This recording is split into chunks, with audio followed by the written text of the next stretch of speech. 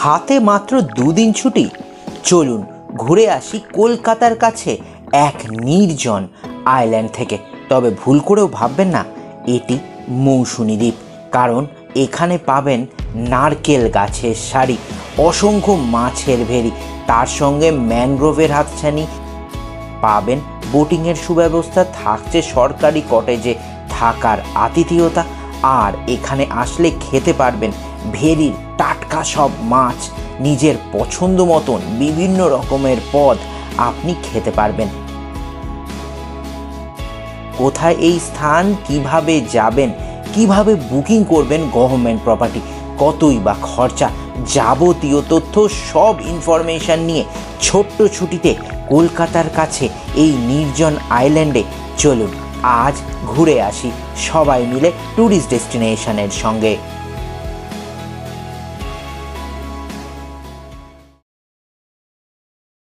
Tourist destination চ্যানেলে সবাইকে স্বাগত। আমি ডক্টর মিঠুন। এখন দাঁড়িয়ে রয়েছি এক নির্জন সমুদ্র সৈকতে, যেই সমুদ্র সৈকত আবার এক আইল্যান্ড মাঝখানে অবস্থিত। তবে এ কিন্তু মৌসুনী আইল্যান্ড নয়, বকখালির কাছে অবস্থিত হেনরিজ আইল্যান্ড। ইউরোপিয়ান সাহেব হেনরির নামে এই আইল্যান্ডের নামকরণ হেনরিজ আইল্যান্ড। এখানে আমরা চলে এসেছি, এবার দেবো আপনাদের যাবতীয় তথ্য। শিয়ালদা সাউথ ডিভিশন থেকে নামখানা লোকালে করে আমরা যাব নামখানা। নামখানা লোকাল ভোর 4টে, ভোর 5টা 20, সকাল 7টা 14 এবং সকাল 9টা 16 রয়েছে। এর পরেও রয়েছে, কিন্তু নামখানা পৌঁছাতে আপনাদের অনেকটা সময় লেগে যাবে। তাই এই 4টের মধ্যে যে কোনো একটি ট্রেন ধরে 25 টাকার টিকিট কেটে জনপ্রতি মাত্র 3 ঘন্টার মধ্যে আপনারা গ্রাম বাংলার দৃশ্য, মেঠো পথ, ধানের ক্ষেত, গাছপালা, ছোট ছোট খাল, পুকুর, এই সব দেখতে দেখতে আমরা সকাল সকাল পৌঁছে গেলাম নামখানা স্টেশনে। আমি দাঁড়িয়ে রয়েছি নামখানা স্টেশনে। এখান থেকে যাব সাউথ 24 পরগনাসের এক সুন্দর সত্যিকারের আইল্যান্ডে ঘুরতে, যে আইল্যান্ড কিন্তু মৌসুনী না, এতক্ষণে বলে দিয়েছি। আমরা যাচ্ছি হেনরিজ আইল্যান্ডে, যা বকখালির একেবারে কাছে অবস্থিত। স্টেশনের বাইরে আসলেই পেয়ে যাবেন টোটো অটো স্ট্যান্ড। এখান থেকে টোটো করে গেলে, পুরো টোটো যদি রিজার্ভ করেন 300 টাকা দিতে হবে, আর যদি জনপ্রতি ইন্ডিভিজুয়াল 1-2 যাবেন তাহলে 60 টাকা করে দিতে হবে, কিন্তু ওয়েট করতে হবে। মানে টোটোতে 300 টাকা দেবেন, 5 জন যান, 1 জন যান, 2 জন যান, সেটা আপনাদের ইচ্ছা। আমরাও একটা 300 টাকার টোটো নিয়ে যাব এখান থেকে হেনরিজ আইল্যান্ড। স্টেশনের বাইরে থেকে একটা টোটো নিয়ে নিলাম। যেই টোটো করে আমরা যাচ্ছি সেই টোটো এখন হাতানিয়া দোয়ানিয়া নদীর ওপরে যে ব্রিজ, সেই ব্রিজ পেরিয়ে ছুটে চলেছে হেনরি আইল্যান্ডের উদ্দেশ্যে। আমরা যেই টোটো ভাইয়ের সঙ্গে যাচ্ছি, আবার এই টোটো ভাইয়ের সঙ্গে করেই হেনরি আইল্যান্ড থেকে নামখানা স্টেশন আসব। তাই সেই ভাইয়ের ফোন নাম্বার আমি আপনাদের সুবিধার জন্য দিয়ে দিলাম ডেসক্রিপশন বক্সে। নামখানা স্টেশন থেকে হেনরিজ আইল্যান্ডের দূরত্ব 27.5 কিলোমিটার, সময় লাগে 1 ঘন্টার মতো। বকখালি থেকে 3 কিলোমিটার আগে বাঁ দিকে আমাদের গাড়ি ঢুকে পড়ল। কিছুটা গাড়ি যাওয়ার পরে ছোট্ট এক নদী পেরিয়ে আমরা প্রবেশ করলাম ম্যানগ্রোভ আর বেলাভূমি সম্মিলিত এক ছোট্ট দ্বীপ, যার নাম হেনরি আইল্যান্ডে। এখানে কোনো ভিড় ভাট্টা নেই। শুধু যদি আপনারা হেনরিজ আইল্যান্ডে ঘুরতে আসেন, রাত্রি যাপন না করেন, তাহলে 10 টাকার টিকিট কেটে প্রবেশ করতে হবে। আমরা যেহেতু এখানে থাকবো, তাই আমাদের কোনো প্রবেশ মূল্য দিতে হলো না। নারকেল গাছের সারির মাঝখান দিয়ে আমরা এগিয়ে চলেছি। 2005-এ গড়ে উঠেছে 200 হেক্টরের এই হেনরিজ আইল্যান্ড। পাকপাখালি, অরণ্যচর, সরীসৃপ আর ম্যানগ্রোভ অরণ্যে ঘেরা নবতম প্রকৃতি পর্যটন কেন্দ্র। 110 ভেরিতে চিংড়ি, কাঁকড়া, ভেটকি চাষও হচ্ছে। এই সব নিয়েই হেনরিজ আইল্যান্ড। চলুন প্রথমে আমরা যাই ইনাদের রিসেপশনে। পশ্চিমবঙ্গ মৎস্য উন্নয়ন নিগমের 2টি গেস্ট হাউস রয়েছে এখানে, সুন্দরী গেস্ট হাউস কমপ্লেক্স এবং ম্যানগ্রোভ গেস্ট হাউস কমপ্লেক্স। আমরা থাকবো ম্যানগ্রোভ গেস্ট হাউস কমপ্লেক্সে। এখানে থাকতে হলে বুকিং করতে হবে ওয়েবসাইটের মাধ্যমে। ওয়েবসাইট গভর্নমেন্ট অফ ওয়েস্ট বেঙ্গলের ফিশারি ডিপার্টমেন্টের অফিসিয়াল ওয়েবসাইট, যা আপনারা এখন স্ক্রিনে দেখতে পাচ্ছেন। এখানে থাকার জন্য রয়েছে বিভিন্ন ধরনের AC deluxe room, AC super deluxe room, তাছাড়াও রয়েছে double bedded AC room, triple bedded, 4 bedded AC room, non AC room, dormitory এবং সুপার ডিলাক্স এসি রুমও। ভাড়া শুরু 500 টাকা থেকে 2500 টাকা পর্যন্ত। বুকিং কিন্তু হবে অনলাইনেই। পুরো ম্যানগ্রোভ কমপ্লেক্সে কী কী ধরনের রুম আছে আপনাদের জানালাম। তাছাড়াও এখানে রয়েছে সুন্দর এক কালী মন্দির, যেখানে নিত্য পুজোও হয়, তাই বেশ ভালো লাগবে এই স্থান। আর তাছাড়া এখানে রয়েছে প্রচুর ফুলের সমাহার, চারিদিকে অসংখ্য ফুল ফুটে রয়েছে। আর যেহেতু জায়গাটা খোলামেলা, চারদিকে অসংখ্য ভেরি রয়েছে, মানে রয়েছে ওয়াটার বডি, তাই এই স্থানে হাওয়ার কোনো অভাব নেই। তাছাড়া শাক সবজি রয়েছে এখানে প্রচুর। এই স্থান বেশ মনোরম লাগবে গরমকালে আসলেও আপনাদের। বিভিন্ন কটেজ থেকে আপনারা সরাসরি সামনের ওয়াটার বডিগুলোও দেখতে পাবেন, যা এক কথায় অপূর্ব। কলকাতা থেকে এসে পুরো প্রপার্টি আপনাদের ঘুরে দেখালাম। আর আমার পছন্দের সব থেকে বেশি যে স্থান, তা হলো এই নারকেল বাগানের মাঝখান দিয়ে ভেরির সামনে হেঁটে যাওয়া। এখন এসে দেখি এখানে চিংড়ি মাছ তোলা হচ্ছে। এখানে আসলে এরকম টাটকা টাটকা বাগদা চিংড়ি কিন্তু খেতে পারবেন আপনারা। এইবার আমরা যাব ম্যানগ্রোভ অরণ্য পেরিয়ে হেনরিজ সমুদ্র সৈকতে। এখান থেকে 2.5 কিলোমিটার দূরে সমুদ্র সৈকত, তাই একটা টোটো নিয়ে নিলাম। পথে পড়ল সুন্দরী কমপ্লেক্স। এই সুন্দরী কমপ্লেক্সেও থাকতে হলে যে ওয়েবসাইট আমি আপনাদের দিয়েছি তার মাধ্যমেও বুকিং করতে হবে। টোটো ভাড়া আসা যাওয়া 200 টাকা করে। আর টোটো এসে নামিয়ে দিল ম্যানগ্রোভ অরণ্যের পাশে। দুদিকে ম্যানগ্রোভ অরণ্য, তার মাঝখান দিয়ে হাঁটার পথ। মনে হবে অ্যামাজনের কোনো জঙ্গলে চলে এসেছি। চারদিকে কেউ নেই, পোকার ডাক শোনা যাচ্ছে। ঘন অরণ্য, ম্যানগ্রোভের বিভিন্ন ধরনের গাছ, তার মাঝখান দিয়ে এক কাঠের সেতু। রোমাঞ্চ অনুভূত হবেই, এ কথা আমি হলক করে বলতে পারি। আপনারা তাই চলে আসুন এখানে, খুব ভালো লাগবে এই নির্জন সমুদ্র সৈকত। ম্যানগ্রোভ অরণ্য দেখতে দেখতে অনেকটা সময় পেরিয়ে চলে এলাম সাদা বালির সমুদ্র সৈকত হেনরি আইল্যান্ড সমুদ্র সৈকতে। বকখালি বিচের খুবই কাছে অবস্থিত এই হেনরিজ আইল্যান্ড, নামটিও যথার্থই।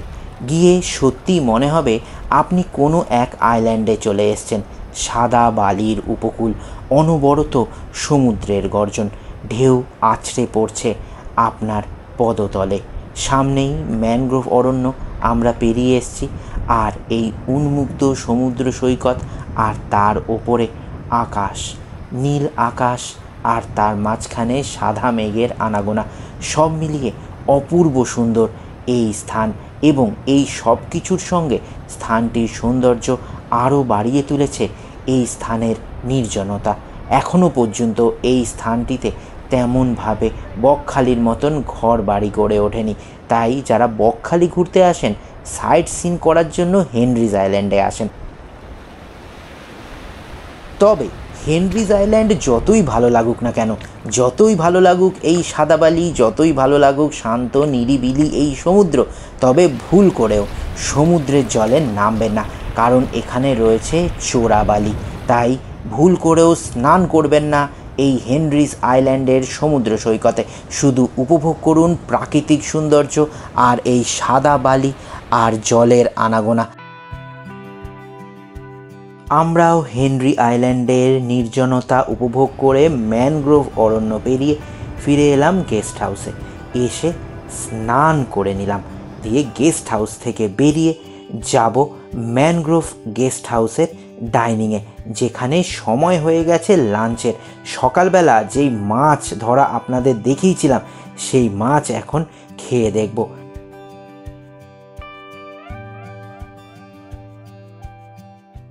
হেনরিজ আইল্যান্ডের ম্যানগ্রোভ গেস্ট হাউস কটেজে এসে পুরো এখানকার থাকার ব্যবস্থা আপনাদের দেখিয়েছি। এত মাছের ভেরি, সত্যিই ভাবা যায় না।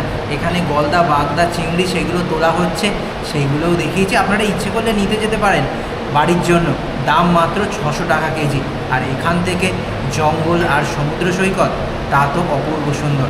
এত কিছু সব কিছু করে এখন সময় হয়ে গেছে লাঞ্চের। প্রচণ্ড খিদে পেয়েছে। লাঞ্চে দেখুন, এখানে লাঞ্চে আমরা নিয়েছি ভাত, একটা সবজি, মানে এটা হচ্ছে আলু আর ঝিঙে পোস্ত, আলু ভাজা, এখানে পেঁয়াজ, লেবু লঙ্কা রয়েছে, এখানে ডাল, এখানে রয়েছে ভেটকি মাছ, এখানে রয়েছে চিংড়ি মাছের মালাইকারি, এখানে রয়েছে আমের চাটনি আর পাঁপড়।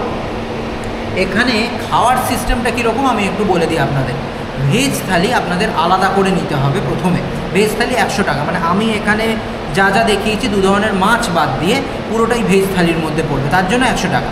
এবার ভেজ থালি বাদ দিয়ে আপনি যা যা খাবেন আলাদা আলাদা নিতে হবে। যেমন আমরা ভেটকি মাছ, এই যে ভেটকি মাছ নিয়েছি, দেখুন এই দেখুন ভেটকি মাছের সাইজ কত বড়, এবং এই ভেটকি মাছ এখানকার মানে অর্গানিক বলতে পারেন। এই ভেটকি মাছ আলাদা করে নিতে হবে, দাম মাত্র 160 টাকা। এই হচ্ছে দেখুন বাগদা চিংড়ি, কত বড় সাইজ, মালাইকারি বানানো হয়েছে। এই বাগদা চিংড়ি যদি আলাদা করে নেন তখন দাম পড়বে 180 টাকা। চিকেন যারা লাভার আছেন, চিকেন যদি প্লেট নেন দাম পড়বে 100 টাকা, আর যদি মাটন নেন দাম পড়বে 200 টাকা। তাছাড়া যেহেতু এখানে আগে থেকে কোনো কিছু অ্যারেঞ্জমেন্ট করা হয় না, যেরকম মাছ ওঠে সেরকম ওনারা ব্যবস্থাপনা করে দেন।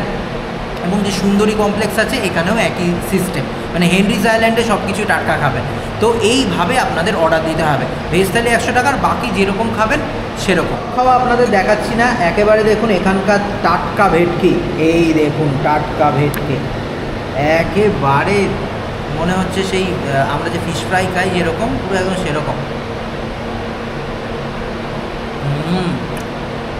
অপূর্ব, একেবারে টাটকা, বরফ একদমই নেই, খুব ভালো খেতে। টাটকা মাছ খেতে হলে কিন্তু এখানে একবার আপনারা এসে দেখুন, সত্যিই ভালো লাগবে। আর যার জন্য ছুটে আসা, এই দেখুন চিংড়ি মাছের মালাইকারি, টপ টপ করে ঝোল করছে। চিংড়ি মাছের সাইজ দেখেই বুঝতে পারছেন। এই দেখুন অপূর্ব, একেবারে পরিষ্কার করে রান্না, আর রান্নার স্বাদও অতদিন, আর মাছ টাটকা হলে যা হয় ভীষণ খেতে ভালো লাগে। এইবার এইসব খেতে সময় তো লাগবেই। চাটনি পাঁপড় রয়েছে, কাঁচা আম রয়েছে, এইসব খাবো, দিয়ে একটু বিশ্রাম, তারপরে করবো এখানে এই যে মাছের ভেরি, তার ওপরে বোট রাইড।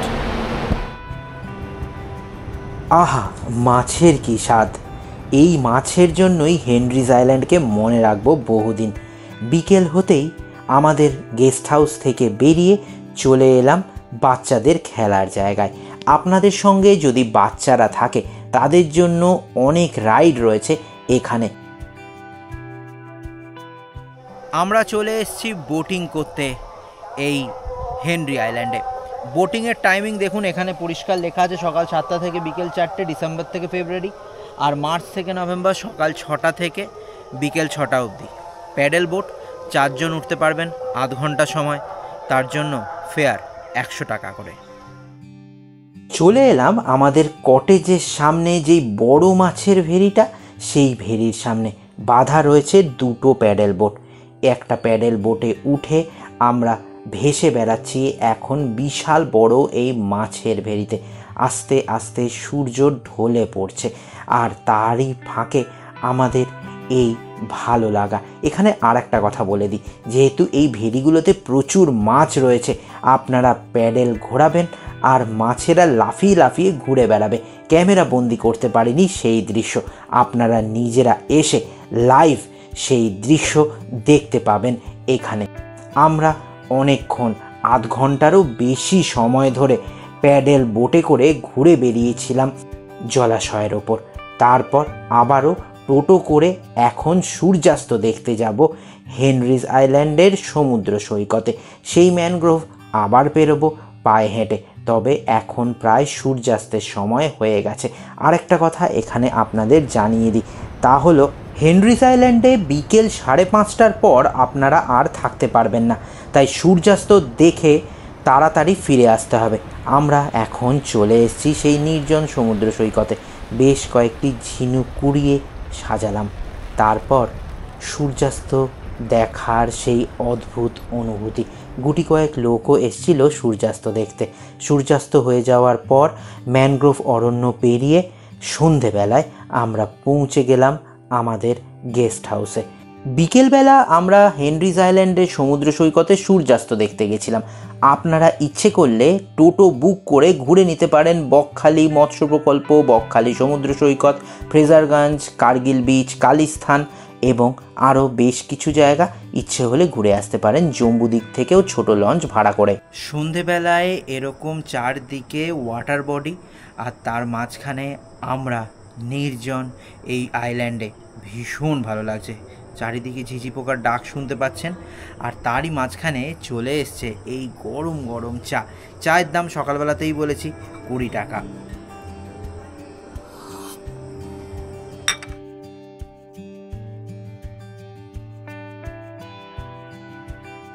সন্ধেবেলায় চায়ের সাথে আপনারা বিভিন্ন ধরনের স্ন্যাক্স এখানে খেতে পারেন। আমরা যেহেতু লাঞ্চ আজকে খুব হেভি করেছি তাই আমরা সন্ধেকালীন স্ন্যাক্স খাচ্ছি না। স্ন্যাক্সে চিকেন পকোড়া রয়েছে, প্রন পকোড়া রয়েছে, ভেটকি পকোড়া রয়েছে। দাম মোটামুটি রিজনেবল, 100 টাকা থেকে শুরু। আপনারা ইচ্ছে করলে খেতেই পারেন।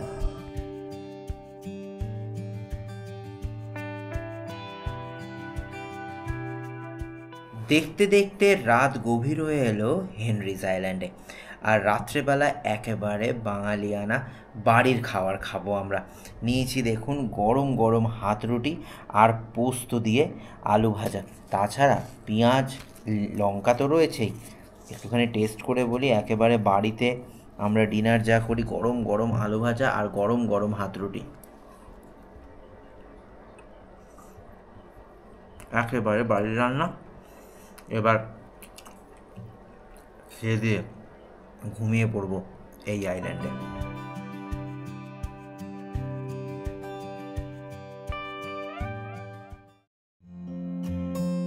নতুন দিনের শুভারম্ভ এই আইল্যান্ডে।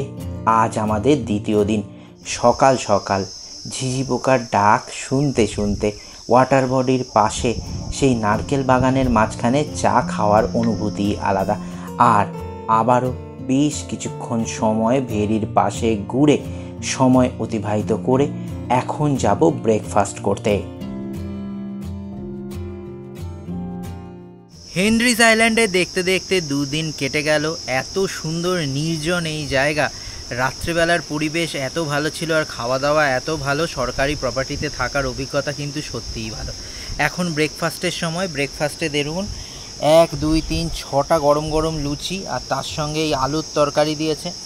দাম মাত্র 60 টাকা। আর এর সঙ্গে আমরা খাবো ব্ল্যাক টি, তার দাম মাত্র 20 টাকা। তাছাড়াও বিভিন্ন ধরনের অপশান রয়েছে, পরাঠা, আলু ভাজা পাবেন, তাছাড়া ব্রেড বাটারও পেতে পারেন। আপনারা আপনাদের ইচ্ছে মতন খেয়ে নিতে পারেন। আর এই হেনরিজ আইল্যান্ডে কি করে থাকবেন, এই সরকারি প্রপার্টির ওয়েবসাইট ডেসক্রিপশন বক্সে দিয়ে দিয়েছি, এখন স্ক্রিনে দেখতে পাচ্ছেন। খরচা কী সেটাও সব কিছু বলে দিয়েছি। নামখানা স্টেশন থেকে কিভাবে আসবেন সেটাও আপনাদের জানিয়েছি। আর যারা নিজেদের গাড়ি করে আসবেন তাদের জন্য গুগল লোকেশনও আমি দিয়ে দিলাম, যাবতীয় তথ্য। তাহলে আর অপেক্ষা কিসের, নিজের প্রিয়জনের সাথে চলেই আসুন না এই সুন্দর জায়গা, যেখানে পাখির ডাক, সুন্দর সুন্দর মাছ আর এই নির্জন সমুদ্র সৈকত, সব কিছু একবারে, জঙ্গল আর সৈকত পাশাপাশি। ভালো থাকবেন, দেখতে থাকুন ট্যুরিস্ট ডেস্টিনেশন। আর আমরা ব্রেকফাস্ট করে এখান থেকে অটো করে নামখানা, সেখান থেকে ট্রেনে করে কলকাতা। আবার দেখা হচ্ছে পরের ব্লগে। ট্যুরিস্ট ডেস্টিনেশনের সঙ্গে আজকের এই ভ্রমণ কেমন লাগলো অবশ্যই কমেন্ট করে জানাবেন এবং অবশ্যই সাবস্ক্রাইব করে রাখুন ট্যুরিস্ট ডেস্টিনেশন, এরকম আরও ভ্রমণ কাহিনী ঘুরতে এবং জানতে।